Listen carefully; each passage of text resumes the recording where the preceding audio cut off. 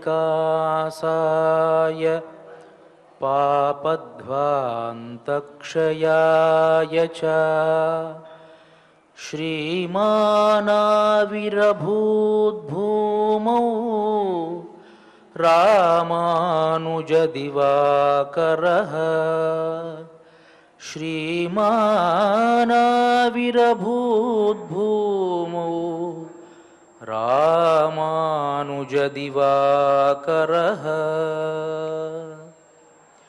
శ్రీమదాదివరాహ క్షేత్ర విభూషితుడై కల్పాధినాథుడైనటువంటి వరాహస్వామి పాదారవిందాల చింత అఖిలాండకోటి బ్రహ్మాండ నాయకుడై ఈ కలియుగ ప్రత్యక్ష దైవమైనటువంటి శ్రీనివాసుని పాద పద్మాల వద్ద తిరుప్పావైజీయర్ అని పేరుగాంచినటువంటి భగవద్ రామానుజాచార్యుల పరంపరా ప్రాప్తమైనటువంటి పరమహంస పరివ్రాజకాచార్యవర్యులు ఉభయ వేదాంత ప్రవర్తకాచార్యులు అయినటువంటి శ్రీ శ్రీ శ్రీ పదజీయంగార్ల పవిత్ర మఠ ప్రాంగణంలో భాగవత ఆచార్యుల అనుగ్రహంతో తిరుమల తిరుపతి దేవస్థానములు శ్రీ వెంకటేశ్వర భక్తి ఛానల్ వారి సౌజన్యంతో ధనుర్మాస ఉత్సవ కార్యక్రమాలలో నేటికి మనం 3వ పాశురంలోకి ప్రవేశించాం.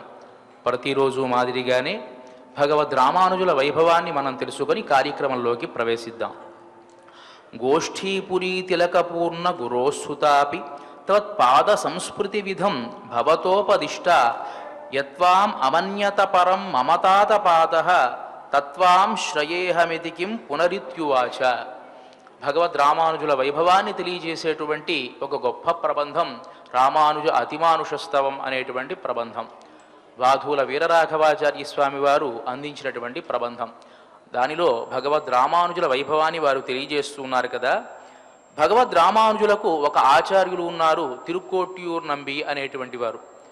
వారు భగవద్ రామానుజులకు అష్టాక్షరీ మంత్రం యొక్క రహస్యాలు తెలియజేయడం కోసం 18 మార్లు తమ వద్దకి రప్పించుకుని తిప్పించుకున్నారు ఆయన.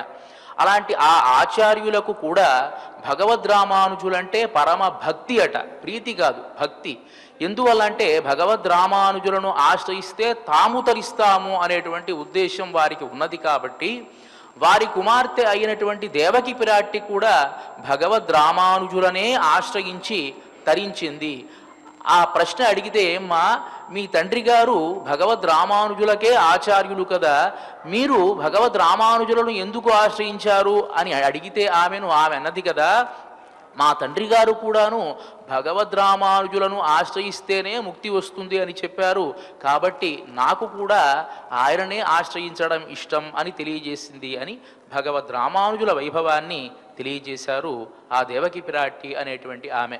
మరి అలాంటి ఆ భగవద్ రామానుజుల పరంపరలో మనకు ప్రత్యక్షంగా ఇక్కడ వేంచేసి ఉన్నటువంటి స్వాములు ఇద్దరు మనకు ప్రత్యక్షంగా వేంచేసి ఉన్నారు. వారికి నా మనఃపూర్వక దండ ప్రణామాలు సమర్పించుకుంటూ కార్యక్రమాన్ని ఆరంభించవలసిందిగా ప్రార్థిస్తూ ఉన్నాను.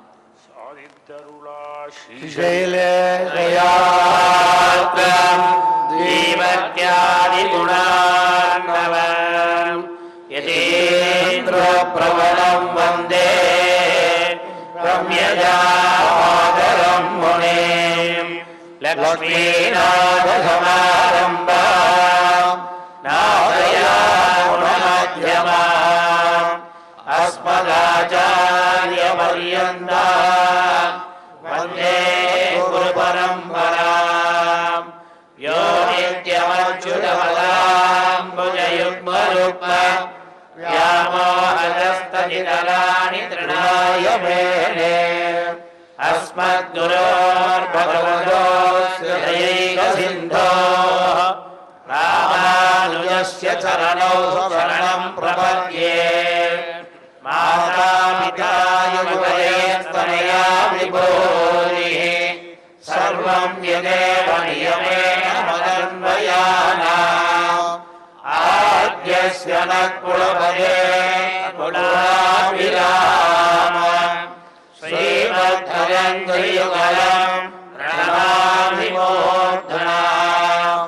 భూతం జరస్య మహదాత్మయ భట్టనాయ శ్రీభక్తిసార కులశేఖర యోగివాన్ భక్తాంద్రేణ పరకారయతీంద్రమిశ్రాన్ శ్రీమద్ त्वत्पराङ्कुशमुनिं प्रणतोऽस्मि नित्यम् तुङ्गस्तनगिरितटी श्रुतमुद्बोध्य कृष्णम् पाराद्यं स्वं श्रुतिसरसिरसिद्धमध्यापयन्ति सोच्छिष्टायां स्रजिनिगलितं यावनाकृत्य भुङ्क्ते गोदावस्यै नमैदमिदं भूय एवास्तु भूयः अन्नवयल् पुरुवै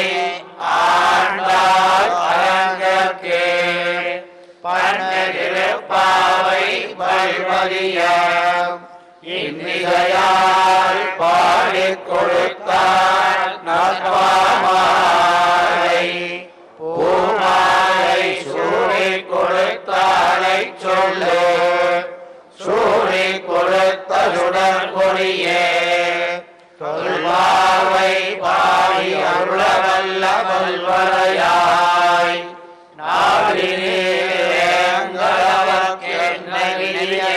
நாடினேங்களவர்க்கென்னையும் மாற்றம் நாம் கடவானமே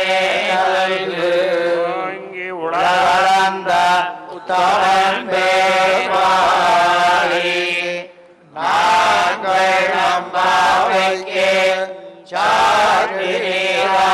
சாற்றினாய் தீங்கின்றினாரெல்லாம் திங்கள் மும்மாறி பெய்தே ஓங்கு பெரும் சென்னை ஊருகையலுலாம் பூங்குவரை போயில் பொறிவண்டு கண்படுப்பாம் தேங்காவே முக்கியந்தே சீர்த்தமுறை பற்றி வாங்க குடம் நிறைக்கும் வல்லை பெரும் பசுக்கள் நீங்காத செல்வம்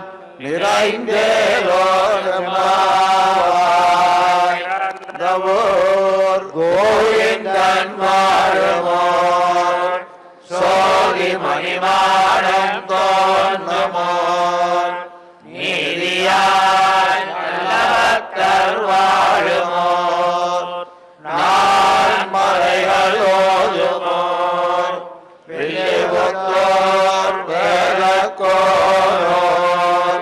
பாதகங்கள் தீர்க்கும் பரமரடி காட்டும் பேரமனைத்துக்கும் வித்தாகும்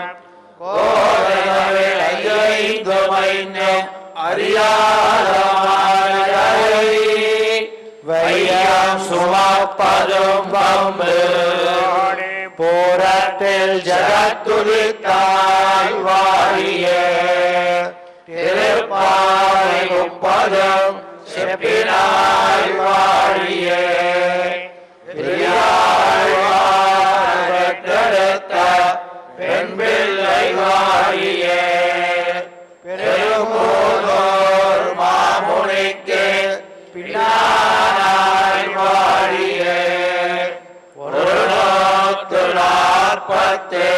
43 வாழிய உயரங்கற்கு அன்னே உகந்தளித்தாய் வாழிய மறுவாரம் திருமல்லி வளநாடு வாழிய பண்புருவை மலர்போலை மலர்பதங்கள் வாழிய. శ్రీమతే రామానుజాయ నమః. శ్రీమద్వరవరమునయే నమః. ముందుగా పాశురాన్ని అనుసంధానం చేసుకొని పాశుర వ్యాఖ్యానాన్ని మనం పరిలోకిద్దాం. ஓங்கி உலகளந்த ஓங்கி உலகளந்த உத்தமன் பேர் பாடி நாங்கள் நம்பாவைக்கு சாத்தி நீராடினார் நீங்கின்றி நாடெல்லாம் திங்கள் மும்மாறி பெய்து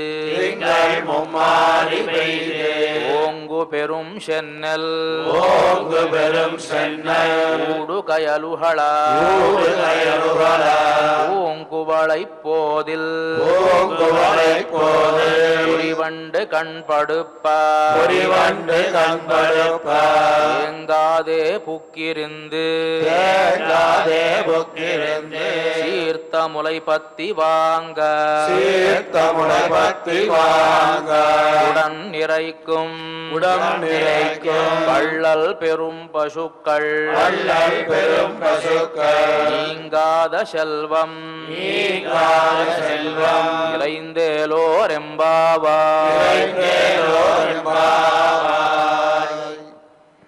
నిన్నటి రోజున ధనుర్మాస కార్యక్రమాన్ని అత్యంత వైభవంగా ఇక్కడ వేంచేసి ఉన్నటువంటి ఇద్దరి ఆచార్యుల సమక్షంలో వారి మంగళాశాసనాలతో ప్రారంభించాం. అదేవిధంగా నిన్నటి రోజున తిరుమల తిరుపతి దేవస్థానముల కార్యనిర్వహణాధికారి గారు శ్రీమాన్ ఏవి ధర్మారెడ్డి గారు కూడా ఈ కార్యక్రమానికి విచ్చేసి కార్యక్రమాన్ని జయప్రదం చేయడం జరిగింది. అలా శుభకరంగా నిన్నటి రోజున కార్యక్రమాన్ని మనం ప్రారంభించాం.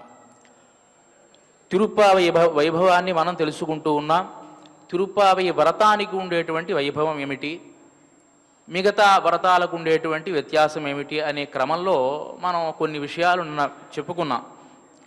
ఈ తిరుప్పావై వ్రతం అనేటువంటిది కేవలం భౌతికంగా మనకు ఉండేటువంటి ఆనందాన్ని ఇవ్వడమే కాకుండా ఆధ్యాత్మికమైనటువంటి మోక్ష మార్గానికి సంబంధించినటువంటి మార్గాన్ని కూడా తెలియజేసేటువంటి ఒక వ్రతం. ఏ వ్రతం కూడా అలాంటిది లేదు ఈ లోకంలో, ఏ పురాణాల్లో కూడా లేదు. కేవలం ఈ వ్రతం మాత్రమే మోక్షానికి నిర్దేశించినటువంటి ఒక వ్రతం అని మనం చెప్పుకోవాలి. నిన్నటి పాశురంలో కూడా ఆ వ్రతాన్ని చెయ్యాలి అంటే కావలసినటువంటి నియమాలు మనకు తెలియజేశారు గోదామ్మవారు.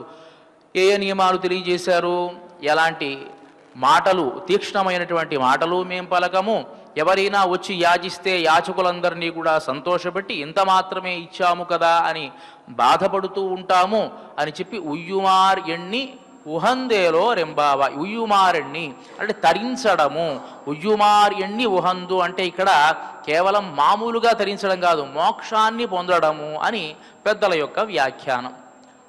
గోదాదేవి భగవంతుడికి సమర్పించిన మాల ఎలాంటిది అంటే తాను ధరించినటువంటి మాల సమర్పించింది కాబట్టి పూమాలయ సమర్పించింది, పామాలయ సమర్పించింది అంటారు. ఈ పాశుర మాలికలను కూడా గోదాదేవి సమర్పించింది భగవంతుడికి. ఈ రెండు మాలికల పరిమళంతో బంధింపబడినటువంటి పరమాత్మ అక్కడి నుంచి తేరుకోలేక ఏ విధంగా అయినా సరే గోదాదేవిని వివాహం చేసుకోవాలి అని ఊళ్ళూరాడు అని అంటే ఆశ్చర్యపోవాల్సినటువంటి అవసరంలా. ఈ ప్రబంధంలో ఎన్నో రకాల ఉపనిషద్ అర్థాలన్నీ కూడా ఉన్నాయి అని మనం నిన్నటి రోజున చెప్పుకున్నాం. పామాలై, పూమాలై అంటే పాశురమాల, పుష్పమాల. దీనికి స్ఫూర్తి పొందినటువంటి కృష్ణదేవరాయలు కూడా ఆముక్తమాల్యద చూడి కొడుత నాచియార్ అనేటువంటి ఆ పేరుకు సరిపోయినట్టుగా ఆముక్తమాల్యద, ఆముక్త తాను ధరించినటువంటి మాలికను మాల్యద ఇచ్చినటువంటిది అంటే పరమాత్మకు ఆ శ్రీరంగనాథుడికి సమర్పించినటువంటిది అని ఒక ప్రబంధాన్ని కూడా రాశాడు. అంటే ఎంత స్ఫూర్తి పొంది ఉంటాడు ఈ గోదా ప్రబంధం వల్ల ఆయన అని మనం ప్రత్యేకించి చెప్పాల్సినటువంటి అవసరంలా. అలాంటి ఆ ప్రబంధ విశేషణాలు మనం తెలుసుకుంటూ ఉన్నాం. ఈ వ్రతం ఈ నియమాలతో మనం చేసుకోవాలి అని చెప్పడం నిన్నటి పాశురంలో జరిగింది. మరి ఈ వ్రతం చేస్తే వచ్చేటువంటి ఫలితం ఏమిటి? ఓంగి ఉలహళంద ఉత్తమన్ పేర్బాడి అని ఈ పాశురం ద్వారా తెలియజేస్తూ ఉన్నారు. సహజంగా మనం బజారుకు వెళ్ళాం అనుకోండి, బజారుకు వెళ్ళినప్పుడు ఏదో ఒక వస్తువు కొనుక్కుందామని వెళతాం. ఏదో ఒక పెద్ద టీవీ కొనుక్కుందామనో లేకపోతే ఒక కారు కొనుక్కుందామనో వెళతాం. ఆ కారు కొనుక్కుందామని వెళ్ళినప్పుడు ఆ కారు కొన్నటువంటి వాడికి ఒక సూట్ కేసు ఉచితమనో, కారు కొన్నవాడికి బైక్ ఉచితమనో మనం అడగకుండానే మనకు ఇస్తాడు. దీన్ని అవాంతర ప్రయోజనం అని అంటాం. మనం ఒక పనికి వెళ్ళినప్పుడు మరొక పని కూడా మనకు అది అమరుతుంది, మనం అడగాల్సినటువంటి అవసరంలా. అదేవిధంగా ఇక్కడ ఈ వ్రతం ఆచరిస్తే ఏమి వస్తుంది? ఈ వ్రతం ఆచరిస్తే ఓంగి ఉలహళంద ఉత్తమన్ పేర్బాడి అని పాశురం ద్వారా తెలియజేస్తున్నారు. అంటే సస్యశ్యామలంగా పైర్లన్నీ కూడా పండుతాయి అనేటువంటిది ఈ వ్రతం యొక్క ప్రయోజనం కాదండి. ఉయ్యుమారెండి వహంతి. మనం మోక్షాన్ని పొందుతాము. మోక్షాన్ని పొందేటువంటి నెపంతో ఈ లోకమంతా సుభిక్షంగా ఉంటుంది. లోకా సమస్తాః సుఖినో భవంతు అని కదా పెద్దల వాక్యం. అంటే లోకల్లో ఉండేటువంటి వాళ్ళంతా సుఖంగా ఉండాలి అనే కదా ఉద్దేశం. లోకల్లో ఉన్న వాళ్ళంతా సుఖంగా ఉన్నప్పుడు మనం కూడా ఆ లోకల్లో ఉన్నాం కాబట్టి సుఖంగా ఉంటాం అనేటువంటి ఒక భావన. అంతేకాకుండా ఎన్ని వ్రతాలు మనం చూసుంటాం. మీరంతా వ్రతాలన్నీ చేసి ఉంటారు, చూసి ఉంటారు. ఏ వ్రతంలో అయినా సరే ఈ వ్రతం గనక ఆచరిస్తే లోకమంతా సుభిక్షంగా ఉంటుంది, ఈ లోకం మీ పక్కింటివాడు బాగుపడతాడు, మీ ఎదిరింటివాడు బాగుపడతాడు అన్న వ్రతం ఏదైనా ఉందా అండి? ఏ వ్రతం కూడా ఉండదు. ఈ వ్రతం గనక నువ్వు ఆచరిస్తే నీ కోరిక నెరవేరుతుంది, నీకు సంతానం కలుగుతుంది, నీకు వివాహం అవుతుంది, నీకు ఐశ్వర్యం వస్తుంది, నువ్వు బాగుంటావు, నువ్వు బాగుంటావు, నువ్వు బాగుంటావు అనేటువంటి వ్రతం తప్పించి నువ్వు బాగుండం కాదు నాయనా, నువ్వు బాగుంటూనే పక్కవాడు కూడా బాగుండాలి అనేటువంటి వ్రతం ఏదైనా ఉందా? కరోనా వచ్చినప్పుడు అందరూ అనుకున్నారు నవ్వుకుంటూ. అప్పుడు వచ్చినప్పుడట పక్కవాడు బాగుంటే బాగుంటుంది అనుకునే వాళ్ళందరూ కూడా. ఎందుకంటే పక్కవాడు బాగుంటే వీడు కూడా బాగుంటాడు కాబట్టి. అలాంటి రోగం అది. అంటే పక్కవాడు బాగుండాలి అనేటువంటి వ్రతం ఏదైనా ఉందంటే అది తిరుప్పావి వ్రతమే. లోకమంతా సుభిక్షంగా ఉండాలి, అందరూ బాగుండాలి, మనం బాగుండడం కాదు, పాడి పంటలతో సస్యశ్యామలంగా వర్ధిల్లాలి అందరూ కూడా అని భావించి చేసేటువంటి వ్రతం. జై జవాన్ జై కిసాన్ అని స్వాతంత్ర్యానికి ముందు ఎవరో చెప్పారు, కానీ జై కిసాన్ అని చెప్పి గోదామ్మవారు ఎప్పుడో చెప్పేశారు. పాడి పంట సస్యంగా ఉంటే లోకమంతా సుభిక్షంగా ఉంటుంది అని చెప్పి ఈ పాశురంలో చెప్తున్నారు. మనం ఆచరించేటువంటి ఈ వ్రతం మనం గనక సక్రమంగా ఆచరిస్తూ ఉంటే ఇంకా పూర్తి చేయాల్సిన అవసరం కూడా లేదు. ఉత్తమన్ పేర్పాడి నాంగళ్ నంపావైకి చాతి నీరాడినాள். మనం గనక ఆ ఉత్తముడైనటువంటి పరమాత్మ నామాన్ని ఒక్కసారి తలుచుకొని వ్రతానికి ఉపక్రమించి స్నానం చేసినట్లయితే చాలు. వ్రతం కూడా పూర్తి వాళ్ళ స్నానం చేసినట్లయితే ఏమవుతుంది? ఈ ప్రకారంగా ఏ సస్యాలు ఈ పాడి పంటలు ఎలా అభివృద్ధి చెందుతాయో ఈ పాశురంలో తెలియజేస్తున్నారు అమ్మ. కాబట్టి తిరుప్పావై ప్రబంధం అదో గొప్పదో ఒకసారి ఆలోచించండి. లోకమంతా సుభిక్షంగా ఉండాలి అని భావించేటువంటి ఒక గొప్ప వ్రతం. మన భారతదేశమే కేవలం వ్యవసాయం మీద ఆధారపడింది. అందరూ సుభిక్షంగా ఉండాలి అని కోరుకుని ఆచరించేటువంటి వ్రతం కాబట్టే ఇది గొప్ప వ్రతం అని మనం చెప్పేది. ఈ పాశురంలో ఓంగి ఉలహళంద ఉత్తమన్ పేర్బాడి. గోదామ్మవారు ఎవరి కోసం ఈ వ్రతాన్ని ఆచరిస్తున్నారు? కృష్ణ పరమాత్మను వివాహం చేసుకోవాలి అని. కృష్ణ పరమాత్మను చేసుకోవాలి అంటే కృష్ణుడి నామాన్ని ఉచ్చరించాలి. కానీ ఓంగి ఉలహళంద ఉత్తమన్ అంటే తాను ఒక్కసారిగా పెరిగి ఈ ప్రపంచాన్ని ఈ విశ్వాన్ని అంతటినీ కొలిచినటువంటి ఉత్తముడైనటువంటి వాడి నామాన్ని అని అంటున్నారు. ఏమిటి? అలాంటి ఉత్తముడు ఎవరైనా ఉన్నారా అని అంటే ఎవరు అలాంటి ఉత్తముడు అంటే వామనుడు. వేదం కూడా చెబుతుంది కదా, ఇదం విష్ణుర్విచక్రమే త్రేధా నిదధే పదం సమూఢమస్య పాగుం సురే అని వేదం కూడా చెబుతుంది. ఈమె ప్రబంధాన్ని కూడా వేదం అనైతికం విత్తాహుం అని చెప్పారు కదా. వేదానికి అంతటికి కూడా బీజభూతమైనది ఈమె ప్రబంధం అని చెప్పినప్పుడు వేదాలలో ఉండేటువంటి కొన్ని ఉపనిషదర్థాలన్నీ కూడా వస్తాయి కదా. ఇక్కడ ఆ విషయాన్నే ఓంగి ఉలహళంద ఉత్తమన్. కానీ గోదా అమ్మవారికి వామనమూర్తి అంటే ఎందుకంత ఇష్టం? కృష్ణమూర్తిని కదా ఆమె ధ్యానం చేయాలి అని అంటే అవతారాలలో గనక చూసినట్లయితే వామన అవతారానికి కృష్ణావతారానికి చాలా సామీప్యత ఉందండి. ఏమిటి అంటే పుట్టిన వెంటనే బయలుదేరి వెళ్ళిపోవడం. వామనుడు కూడా పుట్టిన వెంటనే బయలుదేరి వెళ్ళిపోయాడు, ఆయన లేడు. వామనావతార ఘట్టాన్ని గనక మనం చూసినట్లయితే బలిచక్రవర్తి లోకాలని అంతటినీ కూడా ఆక్రమించాడు. లోకాలంతటినీ కూడా ఆక్రమించినప్పుడు ఇంద్రాది దేవతలంతా కూడా విష్ణుమూర్తి దగ్గర వెళ్ళి ప్రార్థన చేశారు ఉపేంద్రుణ్ణి. ఆ ఉపేంద్రుడు సరి నేను జన్మిస్తాను అని అన్నాడు. అదితి కశ్యపులకు తాను బిడ్డగా అవతరించాడు. ఆ అవతరించేటువంటి సందర్భాన్ని వర్ణిస్తూ ఎలా అవతరించాడు ఆయన అని అంటే చతుర్భుజాలతో శంఖచక్రాలతో తాను ఒక పద్మాన్ని ధరించి ఒక వస్త్రంతో మంచి మకర కుండలాలతో విరాజమానుడి అప్పటికప్పుడు ఆయన ఉద్భవించాడు. ఎప్పుడు భాద్రపద మాసంలో ద్వాదశి రోజున శ్రవణ నక్షత్రంలో ఉద్భవించాట వామనమూర్తిగా. ఉద్భవించినటువంటి ఆ వామనమూర్తి అలా వస్తే పని జరగదు కదా. వెంటనే ఆయన బ్రహ్మచారి పుట్టాడు. పుట్టిన వెంటనే మారిపోయి వెంటనే బ్రహ్మచారి రూపాన్ని ధరించి తండ్రి కశ్యప మహర్షి దగ్గరికి వెళ్ళి తాను ఉపనయనం చేసుకున్నాడు. సూర్యుడేమో గాయత్రీ మంత్రాన్ని ఉపదేశించాడు, బయలుదేరాడు. అదేవిధంగా కృష్ణావతారాన్ని చూస్తే దేవకీ వసుదేవులకు కృష్ణ పరమాత్మ ఎలా జన్మించాడు? తమద్భుతం బాలక మంబుజేక్షణం చతుర్భుజం శంఖ గదాద్యాయుధం అని వర్ణిస్తాడు. కృష్ణ పరమాత్మ కూడా అదే విధంగా జన్మించాడు. శంఖచక్రాలతో జన్మిస్తే ఆ దేవకీ వసుదేవులిద్దరూ కూడా ప్రార్థించారు నమస్కారం చేసి, ఉపసంహర విశ్వాత్మన్, నాయన నువ్వు పరాత్పరుడి, ఇవిలా గనక ఉంటే కంసుడు సంహరిస్తాడు, దయచేసి వెంటనే కూడా ఉపసంహరించుకో అని అనగానే మళ్ళీ పాపం ఆ చతుర్భుజాలన్నీ కూడా తీసివేసి తాను మామూలుడు బాలుడిగా ద్యోతకమయ్యాడు. వెంటనే అక్కడి నుంచి వెళ్ళిపోయాడు కదా, అక్కడ కూడా ఏమీ లేదు కదా. ఎందుకు ఇట్లా వెళ్ళిపోతున్నాడు ఈయన అంటే దానికి ఒక రహస్యాన్ని చెబుతారు. పృష్ణి అనేటువంటి ఆమె, సుతపుడు అనేటువంటి ఒక ప్రజాపతి ఇద్దరు కూడా వివాహమైన వెంటనే ఒక 4 యుగాల పాటు తపస్సు చేశారట. తపస్సు చేసి పరమాత్మను మెప్పించారు. ఆయన ప్రత్యక్షమయ్యాడు. ప్రత్యక్షమై ఏ వరం కావాలి అని అడిగితే వారన్నారు కదా, నీవు మాకు నీలాంటి వాడు సంతానంగా మాకు కావాలి అని ప్రార్థించారు. నీలాంటి వాడు సంతానంగా కావాలి అంటే అలాంటి వాడు ఇంకొకడు లేడు కాబట్టి ఆయనే సంతానంగా వచ్చాడు, పుట్టాడు. కానీ సంతానంగా పుట్టమని అడిగారే తప్ప నీ బాల్య చేష్టితాలు మేము చూడాలి అని వాళ్ళు అడగలేదు కదా. కాబట్టి వెంటనే పుష్ణి గర్భుడికి ఈ సుతపుడికి అనేటువంటి వాడికి తాను జన్మించి వెంటనే వెళ్ళిపోయాడు. జన్మించాడు, అక్కడి నుంచి వెళ్ళిపోయాడు. కాబట్టి పుష్ణి గర్భుడు అని ఒక పేరు ఆ పరమాత్మకు. అదేవిధంగా ఆ పుష్ణి ఆ సుతపుడు అనేటువంటి వారే తరువాతి జన్మలో కశ్యప ప్రజాపతిగాను అజితిగాను జన్మించడం వల్ల వారికి బిడ్డడుగా ఉపేంద్రుడిగా తాను మళ్ళీ వామనమూర్తిగా జన్మించాడు. వెంటనే పెరిగాడు, ఉపనయనాన్ని చేసుకున్నాడు, వెళ్ళిపోయాడు. తర్వాతి జన్మలో వారే దేవకీ వసుదేవులుగా జన్మించారు. వాళ్ళకి కూడా చతుర్భుజాలతో తాను అవతరించాడు. వెంటనే అక్కడి నుంచి వెళ్ళిపోయాడు. ఇది కారణం అన్నమాట. అంటే పుట్టడం, వెళ్ళిపోవడం. ఈ పుట్టడం వెళ్ళిపోవడం అనేటువంటిది వామనమూర్తి దగ్గర జరిగింది, కృష్ణ పరమాత్మకు జరిగింది. అదే కాకుండా ఇక్కడ ఓంగి ఉలహళంద ఉత్తమన్, ఉత్తమ శబ్దాన్ని ఎందుకు ప్రయోగించారు?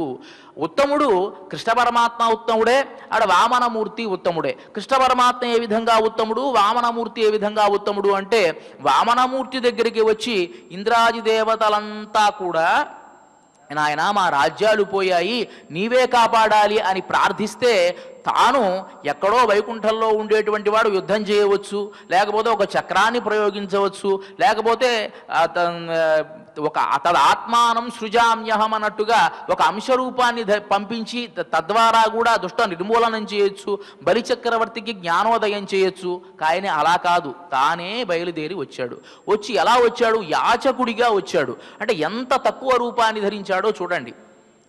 అలాంటి ఉత్తముడు, అలాంటి ఉత్తముడి గనక మనం తలచుకున్నట్లయితే సస్యములన్నీ కూడా బాగుంటాయి. అంటే ఉత్తముడైనటువంటి వాడిని, ఉత్తముడు ఎప్పుడైనా కూడా ఈ లోకంలో ఉంటే సస్యాలన్నీ బాగుంటాయి. ఉత్తముడు ఈ ఉత్తమ శబ్దానికి గొప్పతనం ఏమిటంటే ఉత్తములైన వాళ్ళు ఎక్కడైనా ఉంటే అక్కడంతా కూడా పాడి పంట సమృద్ధిగా ఉంటుంది. మనకు భారతంలో ఒక ఇతివృత్తం వస్తుందండి. ధర్మరాజు వీళ్ళంతా కూడా అజ్ఞాతవాసంలో ఉన్నారు. విరాటరాజు మహారాజు కొలువులో ఉన్నప్పుడు వాళ్ళంతా కూడా ఒక్కొక్కరు ఒక్కొక్క పేరుతో, ఒకడేమో ధర్మపాలుడు అని, తర్వాత సైరంధ్రిగా ద్రౌపదీదేవి, బృహన్నలగా అర్జునుడు, వలలుడు అనేటువంటి పేరుతో వంటవాడిగా భీముడు, వీరంతా కూడా అజ్ఞాతవాసంలో ఉన్నారు. దుర్యోధనుడు ధర్మరాజు ఆడుకున్న జోదల్లో ఒడంబడికి ఏమిటి అంటే 12 సంవత్సరాల్లో 11 సంవత్సరాలు అరణ్యవాసం చెయ్యాలి, 1 సంవత్సరం అజ్ఞాతవాసం చెయ్యాలి. ఈ అజ్ఞాతవాసం అంటే ఏమిటి అంటే మీరు ఎక్కడ ఉన్నారో ఎవ్వరికి కూడా తెలియకూడదు, ఎవ్వరికి కూడా వీళ్ళు ఎక్కడ ఉన్నారో తెలియకూడదు. ఒకవేళ గనక వీరు ఉన్నటువంటి ఆచూకీ గనక ఎవరైనా కనిపెట్టి చెప్పి వీళ్ళు గనక కనుక్కున్నట్లయితే మళ్ళీ అదే విధంగా 11 సంవత్సరాల అరణ్యవాసం, మళ్ళీ అజ్ఞాతవాసం చేయాలి.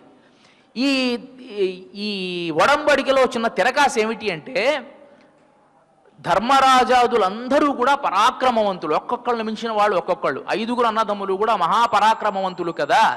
అరణ్యవాసం అయితే చేసేస్తారు, పులులు మృగాలన్నీ కూడా సంభరించి అడవుల్లో ఉండవచ్చు. కానీ అజ్ఞాతవాసం కుదురుతుందా? ఒక గొప్పవాడు అణిగిమణిగి ఎక్కడో కనిపించకుండా దాక్కోవాలి అంటే కుదురుతుందా? ఆహారం కావాలి, బయటికి రావాల్సిందే, ఎవరినో ఒకరిని ఆశ్రయించాల్సిందే, బ్రతకవలసిందే. అక్కడ వాడు ఉన్నప్పుడు అతని యొక్క గొప్పతనం వల్ల, అతని యొక్క పరాక్రమం వల్ల వీడు ఫలానా వాడు అని ఎవడైనా కనిపెడతాడు. ఒక మహారాజు ఒకవేళ అడుక్కు తినేవాడు వేషం వేసుకున్నా వాడు అడుక్కు తినేవాళ్ళ ఉండలేడండి. ఎందువల్ల అంటే మాకు పెట్టు అంటాడే తప్ప భవతి భిక్ష అందేహి అనలేడు వాడి వల్ల కాదది. అంటే మహారాజు అలాగే ఉంటాడు. ఒక యాచకుడు కనుక మహారాజు వేషం వేస్తే అయ్యా అయ్యా కాపాడండి అయ్యా అంటాడే తప్ప వాడు ఏయ్ అని అనలేడు వాడు. అంటే అజ్ఞాతవాసం వీళ్ళ వల్ల కాదు. కాబట్టి వీళ్ళని కనుక 1 సంవత్సరం అజ్ఞాతవాసం చేయించినట్టు వీళ్ళు చేయలేరు. మనం కనుక్కుంటాం, మళ్ళీ అరణ్యవాసం, మళ్ళీ అజ్ఞాతవాసం, మళ్ళీ అరణ్యవాసం, మళ్ళీ అజ్ఞాతవాసంతో వీళ్ళు ఇట్టగా చచ్చిపోతారు. రాజ్యం మీద వీళ్ళకి యావ కూడా పోతుంది. మనం నిష్కంటకంగా రాజ్యాన్ని అనుభవిద్దాం అనే ఉద్దేశంతోనే ఈ తిరకాసు వాళ్ళు పెట్టింది. అయిపోయింది. అరణ్యవాసం అంతా ముగించుకున్నారు. విరాట మహారాజు కొలువులో ఉన్నారు. ఇప్పుడు కొంతమంది చారులంతా కూడా పంపించాడు దుర్యోధనుడు. ఎక్కడ ఉన్నారో మీరు తెలుసుకురండి అని. అంతా కూడా వెళ్ళి చూశారు. చారులు ఎక్కడ చూసినా కూడాను వీళ్ళ కనిపెట్టడం అసాధ్యంగా మారిపోయింది, సుసాధ్యం కాల. సరే అందరూ బయలుదేరి కూడా అన్ని చోట్ల నలుగురు వేగులు వచ్చారు, మాట్లాడుకున్నారు. ఏదైనా మీకు విషయం తెలిసిందా అంటే మీకు విషయం తెలిసిందా, ఎవరికి ఏమి తెలియలా వచ్చారు. దుర్యోధనుడి దగ్గరికి వచ్చి అయ్యా మహారాజా, ఎన్ని చోట్ల చూసినా కూడాను మాకు వారి జాడ తెలియలేదు. కానీ ఒక కొత్త విషయం జరిగింది. విరాట మహారాజు కొలువులో కీచకుడిని ఎవరో కీచకుడు అంటే పరమ దుర్మార్గుడు, సింహబలుడు అని వాడికి పేరు, మంచి పరాక్రమవంతుడు. వాడిని ఎలా చంపేశారంటే ముద్దగా కొట్టి చంపేశారు. ఎవరో అందగత్తి కోసం వెంబడబడ్డవాడు. అతని భర్తలైనటువంటి గంధర్వులు అతన్ని సంహరించారు. ఇది మాత్రం తెలుసండి, మిగతా విషయాలు మాకు తెలియవు అని అన్నారు. కానీ దుర్యోధనుడు ఆలోచించిన ఏం వెలగల. సరే అతను ఎవరో అందగత్తి ఇవంతా ఎక్కడ కుదిరి ఏదో విషయం అయి ఉంటుంది అనుకున్నారు. ఏం అర్థం కాల. మంత్రులందరినీ కూడా పిలిపించి ఒక మంతనం చేశాడు. ఎట్లా మనం ఈ ధర్మరాజాదుల్ని కనిపెట్టాలి, ఇంకా కొంతకాలంలో ముగిసిపోతుంది. ఈ ముగిసే లోపలే మనం కనుక కనిపెడితే అదిగో దొంగ పోలీసు ఆట, వాడిని పోలీసు కనుక వచ్చి దొంగని కనుక పట్టుకుంటే వీడు పోలీసు అవుతాడు, మళ్ళీ అట్లా అనమాట ఈ ఆట ఇది. వెంటనే అజ్ఞాతవాసం కనుక గబగబా వచ్చి కనిపెట్టినట్లయితే మళ్ళీ వాళ్ళు అరణ్యవాసం అజ్ఞాతవాసం చేస్తారు కదా అనేటువంటి ఉద్దేశంతో ఈ మంతనం అంతా ఏర్పాటు చేశాడు. ఏర్పాటు చేసి ప్రశ్న వేస్తే ఒక్కొక్కడు ఒక్కొక్క సలహా ఇచ్చాడు. కర్ణుడు అన్నాడు కదా, ఇదెంత పని, ఇంకా 10 మందిని పంపించయ్యా వేగుల్ని, వాళ్ళు ఆలోచిస్తారన్నాడు ఒకడు. దుశ్శాసనుడు అన్నాడు కదా, అన్న ఎందుకన్నా ఆలోచిస్తావు, వాళ్ళు ఆ అడవుల్లో పడి ఎక్కడో ఏ పులో ఏ సింహమో తిని చంపేసి ఉంటుంది, వాళ్ళ గురించి మనం ఎందుకు ఆలోచించేది, హాయిగా ప్రశాంతంగా రాజ్యాన్ని నిష్కంటకంగా మనమే అనుభవిద్దాం, ఇప్పుడు అనవసరమైన విషయాలంతా మనకెందుకు అన్నాడు దుశ్శాసనుడు. పక్కనే ఉన్నటువంటి ద్రోణాచార్యుడు నవ్వాడు. ఏమిటండి నవ్వుతున్నారు అంటే, కోరి పిచ్చివాళ్ళలారా, వారు మహాపరాక్రమవంతులైనటువంటి వాళ్ళని పులి సింహం వేస్తుందా, పులి సింహం తింటుందా వాళ్ళని? వాళ్ళు ఎలాంటి వాళ్ళు? ఒక్కొక్కళ్ళు ఇదేంటి, ధర్మరాజు ఏమో యముడు యొక్క స్వరూపమైనటువంటి వాడు, అర్జునుడు ఇంద్రు స్వరూపమైనటువంటి వాడు, నకుల సహదేవులేమో అశ్వినీ దేవతల యొక్క స్వరూపమైనటువంటి వాడు, భీముడు వాయుస్వరూపమైనటువంటి వాడు. ఇలాంటి పరాక్రమవంతుల్ని పుల్లు సింహాలు తింటారంటారే, మీలాంటి వాళ్ళని గనక మంత్రులుగా పెట్టుకుంటే దేశం అంతా బాగుపడ్డట్టేరా నాయన అన్నాడు. వెంటనే మరి అలా అయితే మీ మంత్రం ఏదో చెప్పండి, ఎవరైనా దీనికి సలహా ఇవ్వగలరా అనగానే వెంటనే అక్కడ ఉండేటువంటి భీష్మాచార్యుడు లేచాడు. ఆయన చెప్పాడు, ఏమయ్యా దుర్యోధన, నువ్వు అడిగావు కాబట్టి నేను చెబుతాను విను. నాకు మనస్సుకి తోచినటువంటి విషయాన్ని మాత్రం నేను చెబుతున్నాను విను. ఏమిటి అంటే, ధర్మరాజు చాలా ధర్మిష్ఠి, గురువుల యందు అత్యంత భక్తిభావం కలిగినటువంటి వాడు, సత్యధర్మ పరాయణుడు. ఇలాంటి వాడు ఏ రాజ్యంలో అయినా గనక ఉండినట్లయితే అక్కడ సత్యపరాయణత్వం, దాన ధర్మాలు బాగా ఉంటాయి, గురు పూజాధికారి కార్యక్రమాలు బాగుంటాయి, తల్లిదండ్రుల మీద ప్రేమ బాగుంటుంది. ఇవంతా కూడా ఒక చోట ఉంటే గనక అక్కడ పాడి పంట సస్యంగా ఉంటుంది. ఈ పాడి పంట సస్యంగా ఇప్పుడు ఉన్న రాజ్యాలలో ఎక్కడ ఉన్నదో గనక మనం కనిపెట్టినట్లయితే అక్కడ ధర్మరాజాదులు ఉంటారు అనేది తథ్యంగా నా మనసుకు తోస్తోంది అని అన్నాడు. వెంటనే ఆలోచించారు. వెంటనే ఆలోచించినప్పటికీ పక్కన ఉండేటువంటి రాజ్యాలలో సుభిక్షంగా ఆనందంగా ఉండేటువంటి రాజ్యం ఏదైనా ఒకటి ఉన్నది అంటే అది విరాట రాజ్యమే, విరాట మహారాజు గారి రాజ్యమే. అరే విరాట మహారాజు రాజ్యం ఇంత సుభిక్షంగా ఉంది కాబట్టి అతను ఏదో చెప్పాడు కదా, అందగత్తె ఎవరో ఉంటే ఆవిడ వెంబడబట్టి నశించిపోయాడని ఆవిడ ఎవరో కాదు, ద్రౌపదీదేవే అయి ఉంటుంది. ద్రౌపదీదేవికి మించినటువంటి అందగత్తె ఈ లోకంలో ఎవరు ఉన్నది? ఆవిడకు ఉండేటువంటి భర్తలు 5 అని అన్నారంటే ఆ 5 వీళ్ళే అయి ఉంటారు అని ఒక మంతనం చేసి వెళ్ళారు. సరే, అది వేరే విషయం. మనం ఎందుకు ఈ ప్రస్తావన చేసుకుంటున్నామంటే ఉత్తముడైనటువంటి వారిని ఎవరైనా గనక ఉంటే అక్కడ సస్యాలు బాగుంటాయి అని చెప్పడం వల్ల ఇక్కడ కూడా ఓంగి ఉలహళంద ఉత్తమన్ పేర్పాడి అలా ఉన్నటువంటి ఉత్తముడు. ఎలాంటి ఉత్తముడు? తాను ఎంత గొప్పవాడైనా సరే ఒదిగి ఒక వటువు రూపంలో వచ్చి బలిచక్రవర్తిని కూడా మోహించి అతని దగ్గర దానం తీసుకున్నటువంటి ఒక గొప్పవాడు. ఉత్తమ, మధ్యమ, అధమ అని 3 రకాలు ఉంటాయిట మనకి శాస్త్రం తెలియజేస్తుంది. మామూలుగా మధ్యమ స్వభావం ఎలా ఉంటుంది అంటే మన పని మనం చేసుకుంటూ పక్కవాడి గనక పని మనం గనక చేసినట్లయితే వాడు మధ్యముడు. ఉత్తముడు ఎవరు అంటే తన పని కూడా పక్కన పెట్టేసేసి పక్కవాడి పని చేద్దాం అని భావించేటువంటి వాడేమో ఉత్తముడు. అధముడు ఎవరయ్యా అంటే తన పని చెడిపోయినా పర్వాలా పక్కవాడి పని కూడా చెడగొడదాం అనుకునేవాడు అధముడు అని శాస్త్రం చెబుతోంది. కాబట్టి ఉత్తముడైనటువంటి వాడు ఈయన. దేవేంద్రాదులంతా కూడా వచ్చి ఆయన్ని ప్రార్థించి, ఏమయ్యా మా రాజ్యాలన్నీ కూడా పోయాయి, ఏ విధంగా అయినా సరే ఆ రాజ్యాన్ని మాకు నువ్వు ఇప్పించాల్సింది అని ప్రార్థిస్తే అక్కడ నుంచి దిగు వచ్చాడు కదా, పాలకడల నుంచి. ఎందుకు దిగు వచ్చాడు అంటే ఇని కొల్లే నీ వంశాన్ని నేను చంపను అని చెప్పి ఇతఃపూర్వమే ప్రహ్లాదుడికి ఆయన వాగ్దానం చేశాడు నృసింహావతారంలో.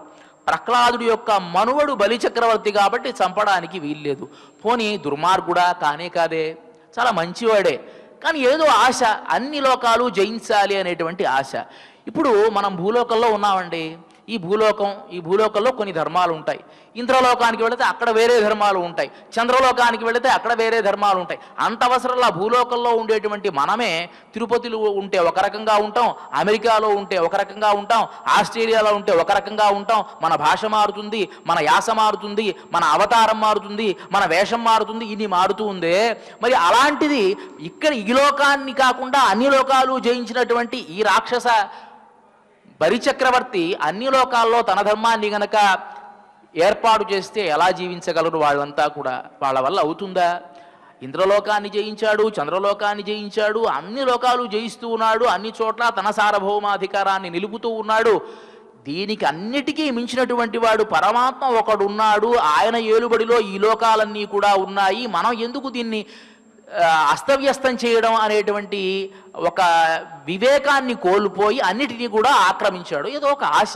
కానీ చూస్తే యాచన అని ఎవరైనా వస్తే అందరికీ దానం ఇచ్చేటువంటి స్వభావం కలిగినటువంటి వాడు బలిచక్రవర్తి. అలాంటి వాడిని మనం సంహరించాలా? అవసరంలా. వాడికి జ్ఞానం ఇస్తే చాలు, వాడికి జ్ఞానోదయాన్ని ఇస్తే చాలు అనుకున్నాడు. పాపం పరమాత్మ బయలుదేరి వచ్చాడు. బయలుదేరి రావాలి అంటే ఏం చేయాలి? ఆయన ఒక వేషం వేసుకుని రావాలి కదా. బయలుదేరుతూ ఉంటే పక్కన మహాలక్ష్మీదేవి ఉంది. నువ్వు ఆగవే కాసేపు అన్నాడు ఆయన. లేదు, నేను మీతో వస్తానంది. సరే వస్తానంది. వక్షస్థలంలో లక్ష్మీదేవి అక్కడ ఉండేటువంటి స్థానం. అహలహిల్లే ఇరయుమెన్రు అలరమేల్ మంగ విరయమార్భ. వక్షస్థలంలో ఉంటుంది. ఈవిడేమో దిగాలి అంటే దిగదు. నిన్ను విడిచి ఒక క్షణమైనా ఉండలేను అంటుంది. ఒసే, నేను వెళ్ళేది యాచనకే, నేను ఉండాల్సింది బ్రహ్మచారి వేషంలో ఉండాలి. బ్రహ్మచారి వేషంలో ఉండాలి అంటే నువ్వు గనక వక్షస్థలంలో కనిపిస్తే నేను బ్రహ్మచారిని కాదు అనే విషయం వాళ్ళకి తెలిసిపోతుంది. కాబట్టి నువ్వు కాసేపు మీ పుట్టింటికి వెళ్ళు అన్నాడు. పుట్టింటికి కాదు, మెట్టింటికి కాదు, నేను మీతోనూ ఉంటాను. అక్కడ ఏం జరుగుతుందో నేను చూడ. ఆడవాళ్ళకి సహజంగానే పాపం ఏదైనా ఉత్సుకత ఉంటుంది. ఎక్కడ మామూలుగా ఒక మనలాంటి వాళ్ళకే ఏదైనా ఒక గుంపు ఉందనుకోండి, అక్కడ ఏం జరుగుతుందో ఒకసారి అంతా తోసుకొని లోపలికి వెళ్ళి చూస్తాం. అది ఏమైనా సరే ఏదైనా చూడాలంతే, ఒక తాపత్రయం. లక్ష్మీదేవి కూడా ఒక ఉత్సుకత. ఏం చేస్తాడో ఏంటో, ఒక్కొక్క అవతారంలో ఒక్కొక్క అందం, ఒక్కొక్క ఆనందం, ఒక్కొక్క చమత్కారం చూపిస్తూ ఉండేవాడు కదా. కాబట్టి ఈ అవతారంలో కూడా ఏం చేస్తామో చూద్దాం అని అనుకుంటూ ఉంది. ఈయనకేమో వక్షస్థలంలో లక్ష్మీదేవి ఉంటే వాడు కనిపెట్టేస్తాడే అనే బాధ. ఈయన ఏమి చెయ్యాలి అంటే, ఆయన ఎప్పుడైతే ఈ శంఖచక్రాలన్నీ కూడా ఉపసంహరించుకొని వటువు వేషాన్ని ధరించాడో చక్కగా ఒక జింక చర్మాన్ని మౌంజిలాగా వేసుకున్నాడు. బ్రహ్మచారికి ఉండేటువంటి లక్షణాన్ని వర్ణిస్తారు కదా.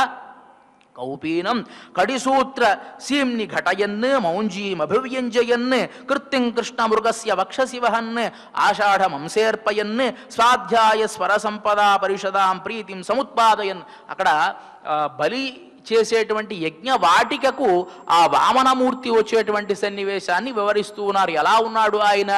ఒక కౌపీనాన్ని ధరించాడు. కౌపీనాన్ని ధరించినటువంటి తర్వాత మౌంజి అనేటువంటి దాన్ని దర్భతో చేసినటువంటి ఒక మలతాడు కట్టుకున్నాడు. అదే సందర్భంలో కృష్ణాజనము అనేటువంటి ఒక జింక చర్మాన్ని తన వక్షస్థలంలో పెట్టుకున్నాడు. ఎందుకు పెట్టుకున్నాడు అంటే దానికి వేదాంత దేశికుల వారు చమత్కారంగా చెప్తారు కదా, భిక్షోచితం ప్రకటయన్ ప్రథమాశ్రమత్వం కృష్ణాజనం యవనికాం కృతవాన్ ప్రియాయాహ. తన వక్షస్థలంలో ఉన్నటువంటి లక్ష్మీదేవి కనబడకుండా యవనికాం కృతవాన్ ప్రియాయాహ అంటే ఒక తెరచాపలాగా, ఒక పెద్ద ఒక అడ్డంగా వేసినటువంటి ఒక పొరలాగా తన భార్య కనిపించకుండా కప్పుకొని బయలుదేరాట ఈ వామనమూర్తి. ఈవిడంటుంది కదా, ఒక్కసారి అప్పుడప్పుడు ఆ కృష్ణాజనాన్ని అలా తీసి చూస్తూ ఉంటుంది, తొంగి చూస్తూ ఉంటుంది. ఓసే ఉన్నవాడేమో బలిచక్రవర్తే, నేను బ్రహ్మచారిగా ఉండాలి ఇక్కడ, నువ్వు కాసేపు ఆగవే అంటే లేదండి, ఏం జరుగుతుందో చూస్తాను. ప్రపంచంలో అందరూ కూడా మీ దగ్గరికి వచ్చి అడుక్కోవడమే తప్ప మీరు అడుక్కోవడం ఎప్పుడు నేను చూడలేదు. మీరే అడుక్కుంటూ ఉన్నారంటే వాడు ఎంత గొప్పవాడై ఉంటాడో కదా. భార్య ఒకటి సారండి పరువు తీయాలంటే. కాబట్టి నేను ఒకసారి చూడాలి అని అనుకుంటూ ఉన్నాను అంటుంది. ఈయనంటాడు కదా, ఓసే నువ్వు గనక ఒక్కసారి గనక వాడిని చూస్తే లక్ష్మీ కటాక్షం ఎవరి దగ్గర అయితే ఉంటుందో వాడు లక్ష్మీ విశిష్టుడు అవుతాడు తప్ప నేనవనే, కాబట్టి నువ్వు చూడ్డానికి వీల్లేదంటాడు. లేదండి, ఊరిని అట్లా తొంగి చూసి ఊరుకుంటానంటుంది ఈవిడ. కాబట్టి ఇట్లా పాపం యవనికాం కృతవాన్ ప్రియాయాహ తన భార్యకి అడ్డంగా ఈ కృష్ణాజినాన్ని తాను ధరించి బయలుదేరి వెళ్ళాడు. ఆయన సౌందర్యాన్ని చూసినటువంటి బలిచక్రవర్తి శంభుండో హర్యో పయోజభౌడో చండాంశుడో బన్హియో దంభాకారత వచ్చగాక ధరణిన్ ధాత్రీసురుండెవ్వడు అని అందరూ కూడా అక్కడ సభాస్థలిలో ఈయన రాగానే ఈయన ఆ అందాన్ని సౌందర్యాన్ని చూడగానే అక్కడ ఉండేటువంటి వాళ్ళంతా కూడా మోహంలోకి పడిపోయారు. అందరూ కూడా అక్కడ ఉండేటువంటి మహర్షులు, భృగు అందరూ మహర్షులు కూడా ఈయన సౌందర్యానికి చూసి లోబడినటువంటి వారే అందరూ కూడా. మరి ఈయన సౌందర్యాన్ని చూసినటువంటి బలిచక్రవర్తి కూడా ఒక్కసారిగా లేస్తూ ఉంటే పక్కన ఉండేటువంటి శుక్రాచార్యుడికి అనుమానం కలిగింది. వచ్చినటువంటి వాడు విష్ణువు కాబట్టి, ఏమయ్యా వచ్చినటువంటి వాడు విష్ణువు నీ దగ్గర యాచన చేస్తాడు, నువ్వు జాగ్రత్తగా ఉండాలి అని చెబుదామని చెబుతూ ఉండేటువంటి సందర్భంలోనే ఆయన పెద్దగా ఘనవల్లించడం, జట వల్లించడం ఇది ప్రారంభం చేస్తున్నా. అంటే ఆ మాటలు ఈయన చెవిలో పడకుండా స్వస్తి జగత్రయీ భువన శాసన కర్తను ప్రారంభించాడు. రాగానే ఇక వెంట కనిపించగానే నాయనా నువ్వు మంగళంగా ఉండాలి. అసలే అందంగా ఉన్నాడు. సౌందర్యం గురించి చెప్పేటప్పుడు లక్షణం చెప్తారు కదా సౌందర్యానికి. అంగ ప్రత్యంగకానాంజ సన్నివేశో యథోచితం సుశ్లిష్ట సంధిబంధ స్యాత్ తత్ సౌందర్యం ఉదాహృతం. మామూలుగానే లోకల్లో ఏదైనా ఒక సౌందర్యమైనటువంటి వస్తువును చూస్తేనే మనం కళ్ళు అట్లా తిప్పుకోలేమే. అలాంటిది ఆ పరమాత్ముడు అఖిలాండకోటి బ్రహ్మాండ నాయకుడు విశ్వవ్యాప్తుడైనటువంటి వాడు ఒక చిన్ని ముద్ద చేస్తే ఎలా ఉంటుంది చెప్పండి. ఆయన అంత అందంగా ఉండి ఉంటాడు కదా. ఆయన చూసేటప్పటికీ ఈ బలిచక్రవర్తికి మనస్సు తిప్పుకోలేకపోతున్నాడు. అనస్థీషియా ఇచ్చిన వాడికి ఎట్లయితే మత్తు మంది ఇచ్చి ఆపరేషన్ అంతా చేసిన తర్వాత ఆపరేషన్ అంతా అయిన తర్వాత నొప్పి తెలుస్తుందో అట్లా ఒక్కసారికి ఈయన్ని చూడగానే ఆయనకి ఇంకా మాట కనిపించట్లా. ఆ కళ్ళు అక్కడే చూస్తున్నాయి తప్ప వేరే వాళ్ళ మాటలు వినిపించడం లేదు. ఆయన మాటే వినాలనిపిస్తోంది, ఆయన్నే చూడాలనిపిస్తోంది, పదే పదే చూడాలనిపిస్తోంది. వెంటనే ఆయన ప్రారంభించాడు శుక్రాచార్యుడు మాటలు వినకుండానే. ఆయన స్వస్తి జగత్రీ భువన శాసన కర్తకు నువ్వు మంగళాల వాళ్ళయ్యా, నువ్వు చూస్తే దేవతలందరూ కూడా పారిపోతారు, నువ్వు చాలా గొప్పవాడివి, మీ తాత అలాంటి వాడు, నువ్వు ఇలాంటి వాడివి అని చెప్పి పొగడ్డం ప్రారంభించాడు. చమత్కారంగా ఆళ్వార్లు అంటారు కదా, ఈయనకి ఏదైనా యాచన చేయడం కూడా తెలియదండి. అందుకనే మూవడి అంటే ఆ 3 అడుగులు ఇవి నాకు 3 అడుగులు అని అడుగుతాడట. అంటే అడగడం తెలియదు కదా, యాచన చేయడం కూడా తెలియనటువంటి వాడు ఏమయ్యా దయచేసి మాకు 3 అడుగులు ఇవ్వండి అని అడగడం కూడా తెలియదు ఆయనకి. వామనమూర్తి అని చమత్కారంగా చెప్తారు. ఇక్కడ భాగవతంలో మాత్రం చక్కగా 3 అడుగులు చాలండి, నాకు 3 అడుగులు తప్పించి నాకేమీ అవసరం లేదు అని అంటే, ఆయన 3 అడుగులు ఏంటయ్యా ఇంకా కావాలంటే తీసుకోనికి, ఎంత కావాలంటే అంతే తీసుకో అంటే, ఆశాపాశము తా కడుము నెడుపు లేదంతంబు రాజేంద్ర ఓ రాజా ఆశాపాశము తా కడున్నెడుపు, ఇది చాలా దీర్ఘమైనటువంటిది. ఆశ అనేటువంటిది చాలా దీర్ఘమైనది. దీంట్లో సూక్ష్మంగా బలిచక్రవర్తికి తాను చెబుతూ ఉన్నాడు, ఓ బలిచక్రవర్తి, నువ్వు చక్కగా ఈ దానవ రాజ్యాన్ని పాలించుకుంటూ ఉండవచ్చు కదా, అలా కాదు, దేవలోకాన్ని జయించావు, ఇంకా ఈ లోకాన్ని, ఆ లోకాన్ని, పాతాళ లోకాన్ని, అన్ని లోకాలు జయించావయ్యా. ఆశాపాశము తా కడున్నెడుపు లేదు అంతము, దానికి ఏదైనా అంతం ఉందా? ఎంతోమంది రాజులు ఈ రాజ్యాన్ని పాలించారే, ఎవరికైనా ఆశ తీరిందా? ఎన్ని రాజ్యాలు పాలిస్తే ఏం ప్రయోజనం? ఎవరైనా విడిచిపెట్టి పోవాల్సిందే కదా. మనకు భోజ చరిత్రలో ఒక ఇతివృత్తం వస్తుంది. భోజ మహారాజు తండ్రి సింధురాజు, ఆయన వార్ధక్యానికి వచ్చాడు. ఆ సమయంలో భోజరాజు చాలా చిన్న పిల్లవాడు. ఆ పిల్లవాడిగా ఉండేటువంటి వాడికి రాజ్యాన్ని ఇవ్వాలంటే కుదరదు కాబట్టి తన తమ్ముడైనటువంటి వాడికి ముంచుడు అనేటువంటి వాడికి రాజ్యాన్ని ఇచ్చాడు. ఇంకా తప్పని పరిస్థితుల్లో ఇచ్చి, ఈ పిల్లవాడిని కూడా నువ్వే చూసుకోవయ్యా అని అన్నాడు. సరే, ఈ ముంచరాజు అతను మరణించాడు, ఆ సింధురాజు మరణించాడు.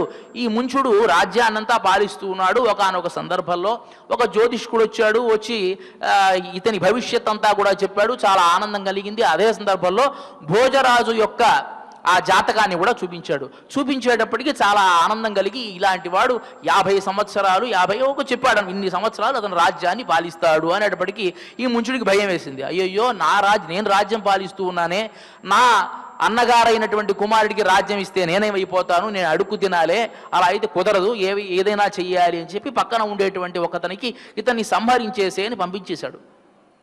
తీసుకుని వెళ్ళాడు. అతన్ని సంహరిద్దామంటే పాపం సరే సిద్ధంగా ఉన్నాడు ఆయన. ఆ సిద్ధంగా ఉండడానికి ముందుగా ఒక తాళపత్రంలో ఒక శ్లోకాన్ని తాను రాశాడు, ఒక విషయాన్ని తాను రాసి, దీన్ని మా పినతండ్రి గారికి ఇవ్వండి, నేను చక్కగా మరణిస్తానన్నాడు. సిద్ధంగా ఉన్నాడు. ఖడ్గం ఎత్తితే నన్ను చంపేయండి అని సిద్ధంగా ఉన్నాడు.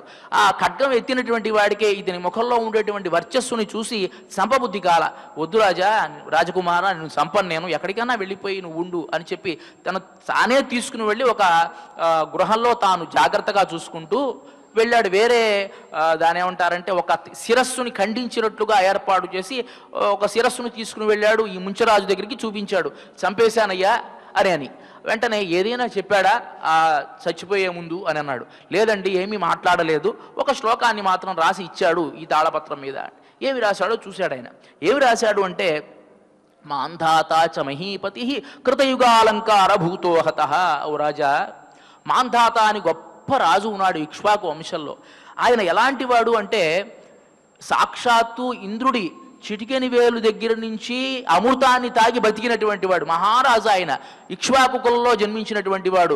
సప్తద్వీపమైనటువంటి ఈ భూమండలాన్నంతా కూడా పాలించినటువంటి వాడు ఆ మాంధాత.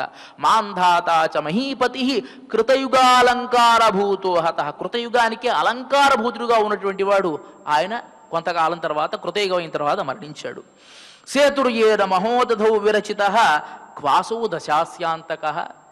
ప్రపంచంలో ఎవరైనా మామూలుగా ఇల్లు కట్టాలంటేనే కష్టము, ఒక నీటి ప్రదేశంలో ఇల్లు కట్టడం అంటే కష్టము. అలాంటిది సముద్రానికే వారధి వేసి రావణాసుని సంహరించినటువంటి రామచంద్రమూర్తి ఎక్కడ ఉన్నాడు? ఆయన కూడా మరణించాడు రాజా అని చెప్పి, అన్యేచాపి యుధిష్ఠిర ప్రభృతయో యాతాదివం భూపతే.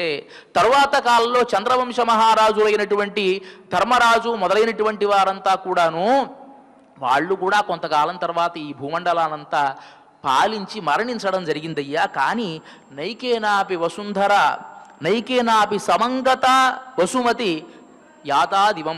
వసుమతి నూనం త్వయా యాసిది. ఒక్కడ వల్ల కూడా ఈ భూమండలాన్ని తీసుకుని వెళ్ళడం కుదరలేదు. వాళ్ళు ఈ భూమండలాన్ని ఇక్కడే వదిలేసి వాళ్ళు మాత్రం ప్రాణాలు వదిలేశారు. ఒకవేళ నువ్వు మాత్రం తీసుకుని వెళ్తావేమో అని రాశాడు ఆయన. రాసేటప్పటికి వీడికే సిగ్గు అనిపించింది. అయ్యయ్యో, నిజమే కదా, ఎవరైనా ఎంతమంది రాజ్యం పాలించినా వాళ్ళ ప్రాణాలు విడిచిపెట్టాల్సిందే కదా అని బాధపడి తర్వాత ఈ భోజరాజుని అక్కున చేర్చుకున్నాడు అని మనకు భోజ చరిత్ర ద్వారా తెలుస్తుంది. కాబట్టి ఇక్కడ ఈయన కూడా ఆశాపాశముతా గడున్నెడుపు లేదంతంబు రాజేంద్ర అని చెప్పి ఈ బోధ చేస్తే, ఆ స్వామి యొక్క వైభవాన్ని తెలుసుకున్నటువంటి వాడు తన రాజ్య సమస్తాన్ని, ఈ లోకాలంతటి కూడా అతనికి అర్పణ చేసి తర్వాత పాతాళ లోకానికి వెళ్ళిపోయాడు అనేటువంటి ఇతివృత్తం. కాబట్టి అలాంటి ఉత్తమన్ పేర్పాడి, ఆ ఉత్తముడైనటువంటి వామనమూర్తి యొక్క నామాన్ని గనక మనం తలుచుకొని నాంగళ్ నంపావైక్య ఛాతి నీరాడినాள், మనం గనక ఈ వ్రతానికి ఉపక్రమించి స్నానం చేసినట్లయితే తీంగిన్రి నాడెల్లాం తింగళ్ ముమ్మారి వేది. ఎలాంటి ఇది ఈతి బాధలు లేకుండా ఈ ప్రపంచమంతా కూడా 3 వానలు ఎలా పడాలి? 9 రోజులు ఎండ, 1 రోజు వాన అలా పడాలి. అలా పడితే గనక భూమిలో పడినటువంటి వానంతా కూడా ఇంకి భూమి సస్యశ్యామలమవుతుంది. తింగళ్ ముమ్మారు పెయ్து ఓంగు పెరుం షెన్నెల్, చక్కగా పైర్లు అన్నీ కూడా బాగా పెరగాలి. అంటే బొట్టి గడ్డి కాదు, సస్యాలన్నీ కూడా గింజలతో అంతా బాగా పెరగాలి. ఓంగు పెరుం షెన్నెల్ ఊడుకయల్హళ పూంగువళైపోదిల్ పొరివండి కణపడుప్ప. ఎలా పెరగాలంటే దట్టంగా ఆ కుదుళ్ళు అలా ఉంటే ఆ కుదుళ్ళ మధ్యలో ఒకట కొంచెం నీరు ఉంటాయి కదా, ఆ నీళ్లలో కలువ పూలు వికసించాలట. అంటే చూడండి ఆ ఊహ చూడండి, గోదామ వారు ఈ లోకాన్ని ఎలా ఆమె ఊహలో చూసుంటారు. 5 ఏళ్ల ఆమె ఊహలో ఈ ప్రపంచం ఎలా ఉన్నది, ఎలా ఊహించుకున్నది, ఎలా ఉండాలి అని ఆమె అనుకున్నది, ఎంత ఆనందంగా ఉండాలి అని అనుకున్నది. తామొక్కతే కాదు, ఈ లోకమంతా ఆనందంగా ఉండాలి అని కోరుకుంది కదా. ఆ పైళ్లలో ఆ కుదుళ్ల దగ్గర ఉండేటువంటి ఆ ఖాళీలలో కలువ పూలు బాగా రావాలట. పూంగువళైపోదిల్ పొరివండి కణపడుప్ప, ఎక్కువ మకరందం ఉండడం వల్ల ఆ మకరందాన్ని స్వీకరించడానికి తుమ్మెదలు దాంట్లో చేరి భార్యాభర్తలైన తుమ్మెదలు చక్కగా ఆ మధురాన్నంతా ఆస్వాదించి అక్కడే పరువండి కణపడుప్ప తేంగాదే భుక్కిరింది శీర్తములై పత్తివాంగా. ఇలా ఉంటూ ఉంటే ఈ సస్యాలన్నీ కూడా అందరూ కూడా తీసుకుని ఆనందంగా ఉన్నారు. ఈ గడ్డిని తిన్నటువంటి ఆవులు ఎలా ఉంటాయి అంటే అంత ఒక ఐరావతంలాగా ఏనుగుల్లా ఉంటాయట. పూంకువళైపోదిల్ పొరివండి కణపడుప్ప తేంగాదే భుక్కిరింది శీర్తములై పత్తివాంగా. ఏనుగుల్లా ఉంటే పితకడం అనేటువంటిది ఒక పనే తప్ప అలా చెయ్యి పెడితే అవే స్రవిస్తూ ఉంటాయిట ఆ ఆవులు. తేంగాదే భుక్కిరింది శీర్తములై పత్తివాంగా కుడన్నిరైక్కుం వళ్ళల్. ఆ ఆవులన్నీ కూడా చాలా ఉదారత కలిగినటువంటి ఆవులుగా ఉంటాయి. ఎలా ఆచార్యుడికి ఎంత ఉదారత ఉంటుందో అంత ఉదారత కలిగి ఒక్కసారి అట్లా పొదుగు దగ్గర చేయి పెట్టగానే అది స్రవిస్తూనే ఉంటాయి. కుండ మార్చడానికి చెయ్యి నీ పడిపోవాలే తప్ప అలా పాలు స్రవిస్తూ ఉంటుంది. వళ్ళల్ పెరుం పశుక్కల్ నీంగాద శల్వం, ఎప్పుడు కూడా ఎడదరిపి లేకుండా ఉండేటువంటి ఐశ్వర్యము. అలాంటి ఐశ్వర్యము ఈ లోకానికంతటికీ కూడా వస్తుంది అని చెప్పి ఈ వ్రతానికి కేవలం ఉపక్రమిస్తే చాలు ఇంత అదృష్టం మనకు కలుగుతుంది అని చెప్పి గోదాదేవి ఎంతో వైభవంగా ఈ లోకం సుభిక్షంగా ఉండాలి అని చెప్పి ఈ పాశురంలో తెలియజేశారు. ఇక రేపటి పాశురంలో ఉండేటువంటి వైభవాన్ని మనం రేపటి పాశురంలో తెలియజేసుకుందాం. ఇక ఇవాటి ఈ కార్యక్రమంలో చిట్ట చివరి అంశమైనటువంటిది ఆండాళ్ అనుగ్రహంతో శ్రీమతి తెలిగిచెర్ల కందాడై సీతమ్మ గారు చేసినటువంటి తిరుప్పావికి తెలుగు సేత ఓంగి ఉలహళంత ఉత్తమన్ పేర్భాడి అనేటువంటి ఈ పాశురానికి తన తిరుమేను ఆకాశము తగులగా వ్యాపింపజేసి అనేటువంటి ఈ గేయాన్ని శ్రీమతి బి చిన్నమదేవి గారు శ్రీ సంగీత నృత్య కళాశాల అధ్యాపకురాలు వారు నాదనిరాజన మంటపం ద్వారా గానం చేయడం జరుగుతుంది. ఈ కార్యక్రమాన్ని మనం ప్రత్యక్ష కార్యక్రమం ద్వారా వీక్షించవచ్చు. ఇక ఇవాళ ఈ కార్యక్రమాన్ని క్షమాప్రార్థన నుంచి మంగళం వరకు మనమంతా కలిసి పారాయణ చేసి ముగిద్దాం. అధ క్షమాప్రార్థన యదక్షరపదభ్రష్టం మాత్రాహీనం చ యద్భవేద్ తత్సర్వం క్షమ్యతాం దేవ నారాయణ నమోస్తుతే.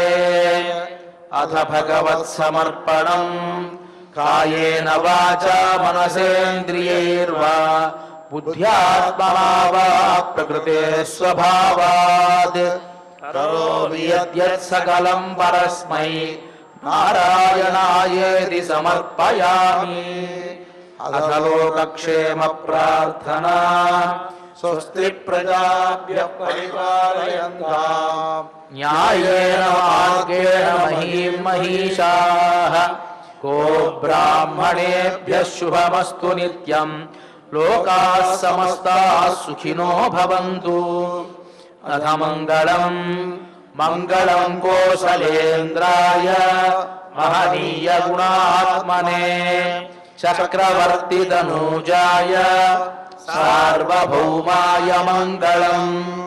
అస్తు గోపాల బాలాయ నిత్యాయ పరమాత్మనే భక్తవాత్సల్య నిధయే నిత్యభోగ్యాయ మంగళం.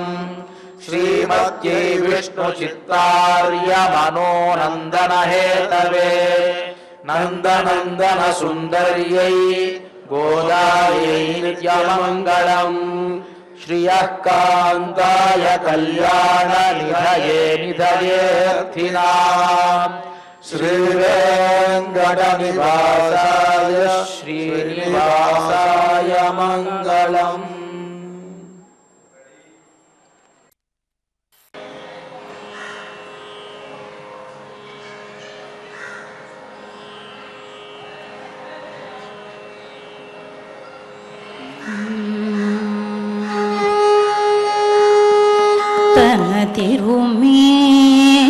తిరుమేనాకాశము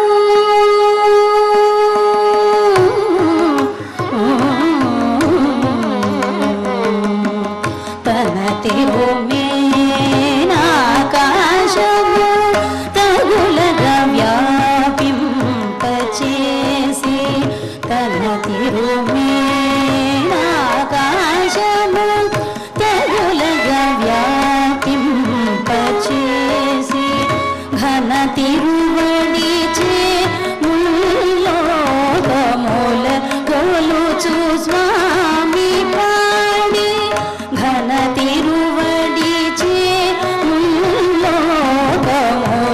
కొలుచు స్వామి పాడి దాసభూతుల మగు మేము తలచు వ్రతమునకు ముందుగా దాసభూతుల మగు మేము తలచు వ్రతమునకు ముందుగా వాసి మీరు స్నానమిప్పుడు చేసిన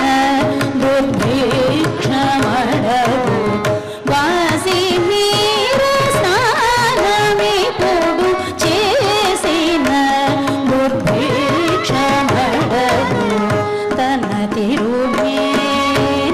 తిరుమేనాకాశము తగులగా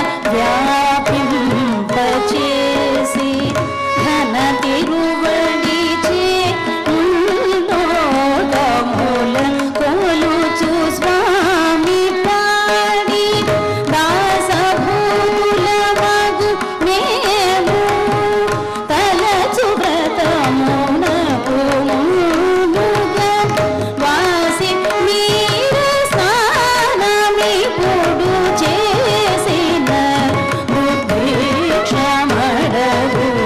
తన తిరుమేనాకాశము తగులగా వ్యాపింపచేసి